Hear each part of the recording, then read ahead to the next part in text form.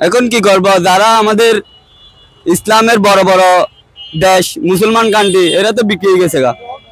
নাহলে এদের সবকিছু আছে, সামরিক শক্তি আছে, ভৌগোলিক অবস্থান আছে, টাকা পয়সা আছে, এটা কেউ এগিয়ে আসতেছে না।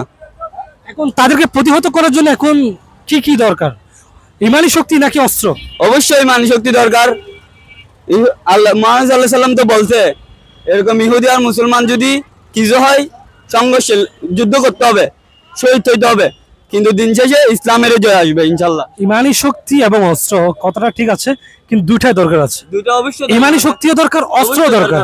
আপনি শহীদ হয়ে যাবেন হবে না, আলটিমেটলি আপনি হেরে যাচ্ছেন। অবশ্যই শহীদ হইতে হবে, আপনার ইসলামের জন্য শহীদ হইতে হবে।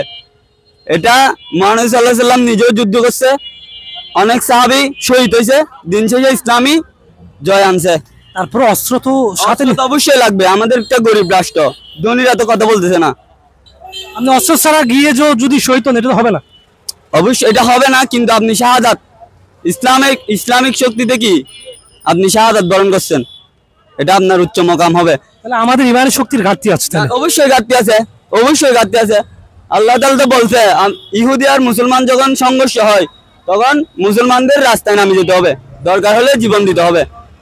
এখন আমাদের বিশ্ব দেখেন, সৌদি আরব দেখেন, তুরস্ক দেখেন, এমনি মুখে কথা বলতেছে যে তাদের বর্ডার খুলে দিচ্ছে না, তাদের সামরিক শক্তি দিয়ে হেল্প করতেছে না, টাকা পয়সা দিয়ে কিছু করতেছে না, এমনি মুখে বলতেছে যে দোয়া করলে যদি সবকিছু হইতো তাহলে মুহাম্মদ সাল্লাল্লাহু আলাইহি ওয়াসাল্লাম যুদ্ধ করতো না। দোয়া করলে সব হবে না, কাবা ঘরের সামনে থেকে অবশ্যই যুদ্ধের জন্য ঘোষণা করতে হবে। শোক প্রকাশ, আলটিমেটলি শোক প্রকাশ করছে তারা। প্রকাশ করলে তো হবে না, মুসলমান হইলে ওখানে আপনি শোক প্রকাশ করতে পারবেন। ইহুদিরা যখন মুসলমান মারতেছে আপনি শোক প্রকাশ করলে আর হবে না, আপনার অবশ্যই যুদ্ধের জন্য প্রস্তুতি নিতে হবে।